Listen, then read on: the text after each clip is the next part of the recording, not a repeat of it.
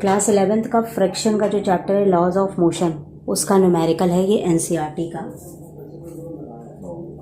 Class 11th का है physics का। We have the question, a body of mass 5 kg is acted upon by two perpendicular forces 8 Newton and 6 Newton. We have to find the magnitude and the direction of acceleration. Now according to this question, there is a body of mass 5 kg and it is acted upon by two perpendicular forces. For example, this is a body of mass 5 kg, it is rested on a table for example, and it is acted upon by two forces. And the two forces are perpendicular to each other. For example, one force is on this direction and another force is on this direction. For example, this force is F1 and this force is F2. Now, a resultant force acts on this body because of these two forces, and resultant force must be in this direction. Okay? So, firstly, we find the value of this resultant force. So value of this resultant force is equal to under root F1 square plus F2 square, which is equal to 8 square and another force of 6 Newton, 6 square, which is equal to 64 plus 36, and we get under root 100, that is 10 Newton. Okay, so this value is this becomes 10 Newton. Okay, now it is acted by two forces 8 Newton and 6 Newton. So 8 Newton we take on the x-axis and 6 Newton we take on the y-axis. Now we have to find the magnitude and direction of the acceleration. As we know, the formula force is related with acceleration, and from that formula, Newton's second law, F is equal to ma, we can find the magnitude of the acceleration. Now mass of that body is 5 kg, so we use F is equal to 10 Newton, mass is 5 and acceleration. So value of acceleration is equal to 10 over 5, which is equal to 2 meter per second square. The unit of acceleration is meter per second square. That means value of force is 10 Newton and value of acceleration is 2 meter per second square. Now one thing more we have to find the direction of the acceleration. Now, as this is the block and when we apply a force on it, it moves towards this direction. Okay. So, when we have to find the direction of the acceleration, we find cos theta, which is this is base and this is hypotenuse. If we make in this way, this is base and this is hypotenuse. So, cos theta is equal to base upon hypotenuse, as we know from the trigonometry. Now, at the base we have F1 and in the hypotenuse we have F, that is F1 over F. Now value of F1 is 8 over 10, that is 0.8, that is its direction is theta is equal to cos inverse minus 0.8. So this way we find the direction of the acceleration. Class 11th का laws of motion chapter का नाम है laws of motion, class 11th physics, उसके numerical है friction वाले chapter के। Now the question is a truck starts from rest and accelerate with 2 metre per second at 10 t is equal to 10 seconds. A stone is dropped by a person standing on top of the truck. What is the resultant velocity and the direction? कि एक truck है वो चल रहा है और 10 second के बाद एक स्टोन ड्रॉप किया जाता है, तो वेलोसिटी और एक्सेलरेट मतलब रिजल्टेंट वेलोसिटी निकालनी है। यहाँ पर आप देखो कि आपका इनिशियल जो वेलोसिटी है ट्रक की वो रेस्ट पर है, वो 0 है। आपको इसकी पहले फाइनल वेलोसिटी निकालनी होगी आफ्टर टाइम 10 सेकेंड। तो ट्रक एक्सेलरेट करता है 2 मीटर पर सेकेंड स्क्वायर से 10 सेकेंड्स के, मतलब 10 सेकेंड पर उसने स्टोन ड्रॉप किया, यानी 10 सेकेंड्स तक उसने स्टोन ड्रॉप नहीं किया था, तब तक तुम्हारा हॉरिजेंटल आएगा। ये हॉरिजेंटल के लिए होता है px, तो ये फॉर्मूला हमारा लगेगा u प्लस at का। ओके, तब तक हमारा ट्रक हॉरिजेंटली चल रहा है। तो यहाँ पर हमारे initial velocity 0, acceleration of the truck is 2 and time is 10 seconds and we get 20 meter per second. After 10 seconds, the stone is dropped by the person. 10 second के बाद उसने स्टोन को ड्रॉप किया, यानी 11वें सेकेंड के बाद पर उसने स्टोन को ड्रॉप किया, तो वर्टिकल वेलोसिटी हो गई, यहाँ पे इनिशियल वेलोसिटी 0, और यहाँ पर ये आपका फॉर्मूला बन जाएगा u प्लस, यहाँ 80 था, तो यहाँ पर जब स्टोन नीचे की तरफ जा रहा है तो वो धरती की तरफ जाएगा, तो वो हो गया gt। यहाँ पर एक्सेलरेशन है, ये वर्टिकल एक्सेलरेशन, तो वर्टिकल वेलोसिटी, तो वर्टिकल वेलोसिटी में आप gt लोगे, ठीक है, अर्थ का ग्रेविटी, और हॉरिजेंटल वेलोसिटी में आप एक्सेलरेशन लोगे। यहाँ पर आपका ये u हो गया, ग्रेविटी की वैल्यू आपको पता है 10, और 10 टाइम आप क्या हो जाएगा आफ्टर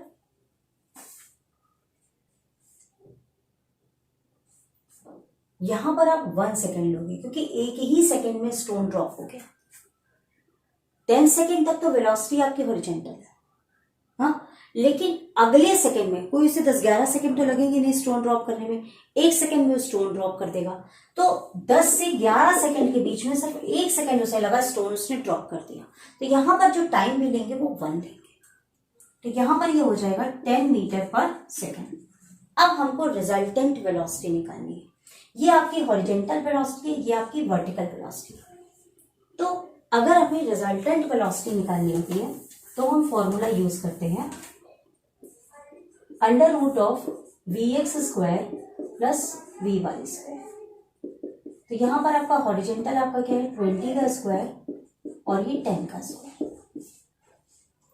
हॉरिजेंटल कंपोनेंट आपका आ रहा है 20 और वर्टिकल कंपोनेंट आ रहा है 10 मीटर पर सेकेंड, ठीक है। तो आपकी रिजल्टेंट वेलोसिटी आप इसको सॉल्व करिए, तो ये हो जाएगा 400 प्लस 100 मतलब 500, इसका अंडर रूट लोगे तो 5 इंटू 100 यानी 10 under root 5 metre per second. इसी में आगे क्वेश्चन है, आप डायरेक्शन भी बताइए। तो जब भी हम वेलोसिटी का डायरेक्शन बताते हैं हॉरिजेंटल के साथ, तो tan थीटा हो जाएगा vertical component upon horizontal component, vertical component upon horizontal component. तो वर्टिकल कंपोनेंट में आपका कितना है 10, हॉरिजेंटल कंपोनेंट में 2, that means theta is equal to tan inverse 1/2। Now there is another question. A rocket with a lift of mass 20,000 kg is blasted upwards with initial acceleration 5 meter per second square. Calculate the initial thrust of blast. अब ये जो question है इसमें क्या होता है कि जब भी रॉकेट के क्वेश्चन होते हैं तो रॉकेट हमारा ऊपर की तरफ जा रहा है, ठीक है, तो ये अपनी कुछ स्पीड से ऊपर जाएगा, उसके अलावा पीछे से यहाँ पे एक्सप्लोजन्स निकलते हैं, तो इसमें जो टोटल थ्रस्ट होता है it is equal to mass into acceleration, जिससे ये आगे बढ़ रहा है, और ये जो इसका जो एक्सप्लोजन का थ्रस्ट है वो भी इसकी स्पीड में एड अप करता है, यानी ग्रेविटेशनल भी इसमें एड अप करता है, ठीक है। तो इसका जो ये आपका है इनिशियल थ्रस्ट जो है this is equal to ma plus mg, तो m कॉमन आ गया, एक्सेलरेशन प्लस ग्रेविटी, तो mass of the rocket is what 20,000 and acceleration that means 5 metre per second square, जिस स्पीड से हमारा रॉकेट आगे जा रहा है, तो ये हो गया 5 और ग्रेविटी में आपका हो गया 9.8। फिर आप इसको सॉल्व कर लोगे 20,000 इंटू 14.8, इसको सॉल्व करके आप यहाँ पे आंसर निकाल लोगे। यहाँ पर आपका आंसर आ जाएगा 2.96 इंटू 10 टू द पावर 5, और ये थ्रस्ट को यूनिट जो होती है वो न्यूटन होती है, थ्रस्ट को फोर्स भी कहते हैं, ठीक है, इसकी यूनिट क्या होती है न्यूटन, ये चीज याद कर लीजिएगा। आपके एनसीईआरटी बुक में जो क्वेश्चन नंबर 12 है वो इस तरीके से है कि एक स्ट्रिंग है, ये एक धागा है, स्ट्रिंग है, जिसकी कुछ लेंथ है, लंबाई है, और ये लंबाई आपको दी हुई है 2 मीटर्स की, और यहाँ इस स्ट्रिंग से ये बॉल लटकी हुई है जिसको बॉब कहा जाता है। ये आप लोग एक्सपेरिमेंट करोगे टाइम पीरियड का, पेंडुलम का, तो ये बॉब यहाँ जाएगा, ये ऐसे ऑसिलेट करता है, फिर ये वापस आता है, फिर इधर जाता है, फिर ये ऐसे आता है, तो ये इसका 1 ऑसिलेशन होता है ये। तो इसका ये जो मिडिल पोजीशन है इसको कहते हैं मेन पोजीशन, और ये जो इसकी पोजीशंस हैं, मान लीजिए ये पोजीशन ए है, ये बी है, ये सी है, तो बी पोजीशन तो मेन पोजीशन है, लेकिन ए और सी इनको हम एक्सट्रीम पोजीशन कहते हैं।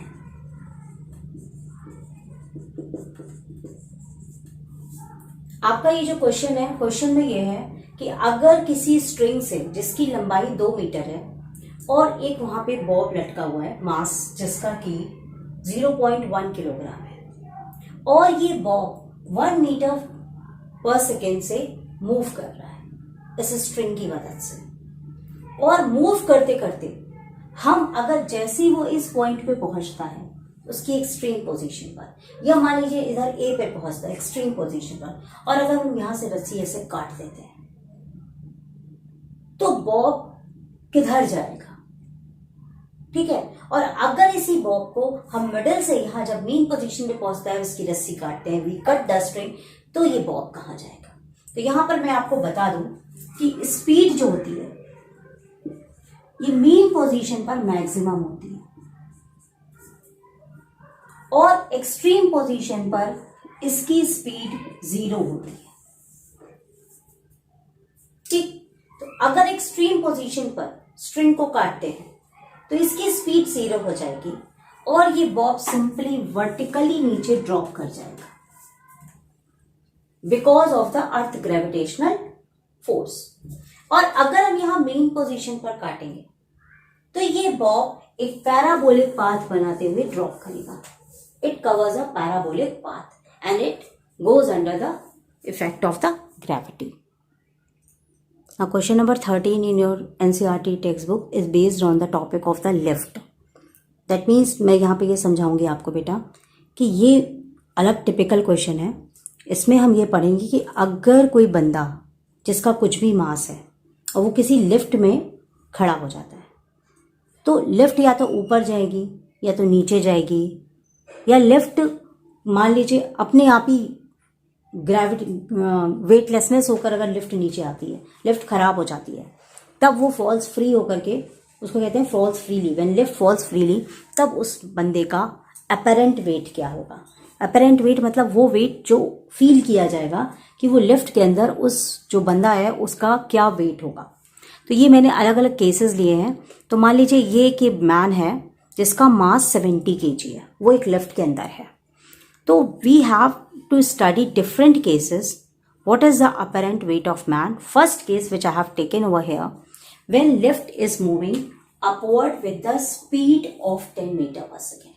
क्वेश्चन में यहाँ पर बहुत ध्यान देना, अगर यहाँ अपवर्ड स्पीड लिखा हो या डाउनवर्ड स्पीड लिखा हो, ठीक है, तो उसका जो अपरेंट वेट होता है वो R = mg होता है, ठीक है। अगर यहाँ स्पीड हो तो चाहे लिफ्ट ऊपर जाए चाहे लिफ्ट नीचे जाए, उसका जो अपेरेंट वेट होता है वो mg होता है।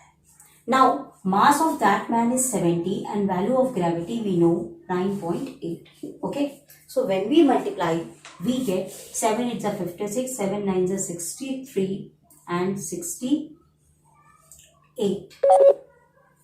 That is, its weight become approximately newtons,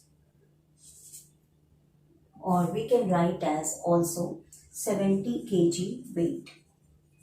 ये kg weight हम इसलिए भी लिख देते हैं, अगर 9.8 ना लिखें तो kg weight लिख देते हैं, और अगर कहीं kg weight लिखा है तो वहाँ 9.8 से मल्टीप्लाई किया जाता है। अब हमारा सेकेंड केस है कि पहले मैं थर्ड केस लेती हूँ। लिफ्ट अगर फॉल्स फ्रीली ग्रेविटी मतलब वेटलेसनेस की पोजीशन पर अगर लिफ्ट अचानक से नीचे गिरने लगती है तो वहां पर अपेरेंट वेट 0 हो जाता है। ये थर्ड केस है, कुछ नहीं होता है। When lift falls freely, its apparent weight becomes 0. Okay. अब हमारे पास नेक्स्ट केस है, what is the apparent weight of man when lift is moving upward with an acceleration of 5 meter per second square। मतलब lift अब ऊपर move कर रही है, तो यहां पर दो केसेस बनते हैं, अगर लिफ्ट ऊपर मूव करे और अगर लिफ्ट नीचे मूव करे। और लिफ्ट का जो एक्सेलरेशन है वो वैल्यू दिया है 5 मीटर पर सेकेंड स्क्वायर, मतलब लिफ्ट किस स्पीड से एक्सेलरेट कर रही है। तो अगर क्वेश्चन में एक्सेलरेशन लिखा है तब हम कंसिडर करेंगे, स्पीड वगैरह लिखा है तो हम कंसिडर नहीं करेंगे। तो यहाँ पर दो केसेस हैं। तो ये अपवर्ड जब मूव कर रही है लिफ्ट तो आप बेटा याद कर लीजिए, इसका फॉर्मूला हो जाता है apparent weight is equal to m g plus a. अगर लिफ्ट डाउनवर्ड मूव कर रही है तो उसका फॉर्मूला हो जाता है जी माइनस ए। आप इसको लर्न कैसे करोगे? अपवर्ड है, अपवर्ड मतलब ऊपर, यानी पॉजिटिव होता है हमारे लिए हर चीज, तो यहां पर हम दोनों को प्लस कर देंगे। डाउनवर्ड मतलब मेरा नेगेटिव हो रहा है तो ये नेट माइनस कर देंगे। तो इस तरह से आप आसानी से फॉर्मूले को याद कर सकते हैं। यहाँ ग्रेविटी में आप रखेंगे 9.8 और एक्सेलरेशन में आप रखेंगे 5। इसके बाद आप इसको सॉल्व कर लेंगे, यही आपका आंसर होगा जब लिफ्ट ऊपर की तरफ मूव करेगी। इसी तरीके से यहाँ पर आप सॉल्व करोगे 79.8 माइनस 5 और आप इसको सॉल्व कर लेंगे तो आपका आंसर आ जाएगा। तो ये सारे केसेस हैं कि लिफ्ट में जब कोई मैन है, लिफ्ट ऊपर चल रही है या नीचे चल रही है या रुकी हुई है, तो उस केस में उस समय मैन का अपरेंट वेट क्या होगा। Now next question, two bodies of masses 10 kg and 20 kg are tied to ends of a string. दो बॉडीज हैं, एक का मास 10 kg, एक का मास 20 kg है, दोनों एक धागे से बंधे हुए हैं। A force of 600 Newton is applied. अब इस पूरे इस सिस्टम पर 600 न्यूटन का हम फोर्स लगाते हैं। अप्लाइड टू बी एंड ए, मतलब एक बार एक तरफ से लगाते हैं, मान लीजिए बेटा ये ए है और ये मान लीजिए बी है। एक बार फोर्स हम इस तरफ से लगाते हैं, यानी इधर खींचते हैं, और एक बार फोर्स हम इस तरफ से लगाते हैं। Then we have to find what is the tension in string in each case. तो ये जो धागा है यहां पर इसमें टेंशन डेवलप होता है, तो उसका टेंशन क्या होगा। तो यहाँ पे दो अलग अलग केसेस हैं, वही दो ब्लॉक है, हम इधर से भी फोर्स लगा सकते हैं और इधर से भी लगा सकते हैं। तो जब हम इधर से फोर्स लगाते हैं तो क्या उसमें टेंशन आएगा धागे में, इधर से लगाएंगे तो क्या टेंशन आएगा, क्या दोनों टेंशन सेम आता है, क्या दोनों टेंशन अलग अलग आता है, क्योंकि धागा तो बीच का एक है। तो ये हम इस क्वेश्चन में स्टडी करेंगे। तो पहली चीज तो क्या है कि ये दोनों ब्लॉक एक साथ अटैच होकर एक सिस्टम बना रहे हैं, तो जब भी इसमें फोर्स अप्लाई किया जाएगा तो इसके अंदर एक एक्सेलरेशन डेवलप होगा। तो इस पूरे सिस्टम के लिए हमको अगर एक्सेलरेशन निकालना है तो उसका फॉर्मूला होता है F upon m plus m1 plus m2। ठीक है, तो ये आपका ये आ जाएगा। तो फोर्स आपका कितना अप्लाई हो रहा है 600 न्यूटन, और m1 और m2 को आप जोड़ दोगे तो 10 प्लस 20 यानी 600 अपॉन 30। ये आपका कट गया, ये आपका आ गया 20 Newton, 20 metre per second square. ये आपका एक्सेलरेशन हो गया। ठीक है, अब इसके बाद दोनों केसेस कि अगर हम B की तरफ से अप्लाई करते हैं तो हमारा क्या होगा, और अगर A की तरफ से अप्लाई करते हैं तो क्या होगा। क्या दोनों सेम आएंगे टेंशन, या दोनों टेंशन अलग अलग आएंगे, इस चीज को हमको स्टडी करना है। तो अगर मान लीजिए हम इस तरीके से फोर्स अप्लाई करते हैं कि ये फोर्स इस डायरेक्शन पे लग रहा है, B ब्लॉक पर लग रहा है। ठीक है, तो यहां पर हमको टेंशन निकालने के लिए, तो टेंशन का जो फॉर्मूला होता है वो होता है मास इनटू एक्सेलरेशन। ठीक है, अब एक बात और सुनो, बहुत ध्यान से बेटा देखिएगा कि ये एक्सेलरेशन तो आपने निकाल लिया एज अ सिस्टम, लेकिन ये जो मास है यहां से हम अप्लाई कर रहे हैं, तो ये वाला ब्लॉक नहीं, क्योंकि धागा तो आपको ये बंधा है, आपको यहाँ पे टेंशन निकालना है। तो जब हम फोर्स इधर से अप्लाई कर रहे हैं तो हम मास ये वाला लेंगे, यानी क्योंकि धागा इधर धागे से इधर खिंचा हुआ है, तो यहां पर ये हो जाएगा 10 इंटू एक्सेलरेशन की वैल्यू 20 और ये आ गया 200 न्यूटन, क्योंकि टेंशन का जो यूनिट होता है वो न्यूटन्स होता है। ठीक, अब अगर हम यही फोर्स इधर से अप्लाई करते हैं, ये सेकंड केस, तो आपका टेंशन हो जाएगा m इंटू ए। तो यहां पर जो आपका मास है, अब आपको समझ में आ गया होगा हमको क्या लेना है 20, यानी 20 into 20 which is equal to 400 Newton. So these two tensions are different अगर हमारे एंड्स पर अलग अलग एंड्स पर हम फोर्स लगाते हैं। ठीक है, क्लास 11th में लॉज ऑफ मोशन का चैप्टर है, उसमें क्वेश्चन नंबर 3 आ रहा है एनसीईआरटी में। उसी क्वेश्चन को समझाने की हमने कोशिश की है। इसमें अगर पहला क्वेश्चन है कि अगर कोई लड़का अपने घर पे बैठा है और उसके घर में कोई खिड़की है, विंडो है, वहाँ से कोई बॉल को फेंकता है बाहर की तरफ, तो उस पर क्या फोर्स लगेगा। अगर उस बॉल का मास 1 किलोग्राम है मान लो, तो उस पर जो फोर्स लगेगा वो फोर्स की वैल्यू होगी m इंटू जी। जी यहाँ पे ग्रेविटेशनल है, जिसकी वैल्यू हम 9.8 भी ले सकते हो, 10 भी ले सकते हैं। मान लीजिए मैंने 10 ले लिया, तो उस बॉल पर जो फोर्स लगेगा वो होगा 1 × 10 मास of the ball into gravity, यानी 10 न्यूटन। अब मान लीजिए हमारे पास दूसरा केस। अब इसी में नेक्स्ट केस है कि अगर मान लीजिए कोई ट्रेन चल रही है और ट्रेन के अंदर कोई बच्चा बैठा है, तो उसने ट्रेन की खिड़की से बाहर कोई बॉल फेंकी, तब वहाँ पर कितना फोर्स होगा। तो ट्रेन की खिड़की से बाहर बॉल जा रही है, यानी वो हमारी धरती की तरफ जा रही है। Same gravitational force of attraction उस बॉल पर लग रहा है। तो यहाँ पर भी जो मेरा फोर्स का वैल्यू होगा वो होगा m × g, और कुछ नहीं होगा। तो mass of the ball 1 kilo है और g की वैल्यू 10, तो फिर से 1 × 10 यानी 10। मान लीजिए वही ट्रेन चल रही है और उसमें जो बच्चा बैठा हुआ है वो उसी बॉल को ट्रेन के अंदर ही फेंक रहा है, ट्रेन से बाहर नहीं डाल रहा। तो यहाँ पर आप देखिए कि अगर बॉल का मास 1 kg है और ट्रेन अगर मान लो उसका एक्सेलरेशन जो है वो 0.1 मीटर पर सेकेंड स्क्वायर है, उस स्पीड से ट्रेन चल रही है।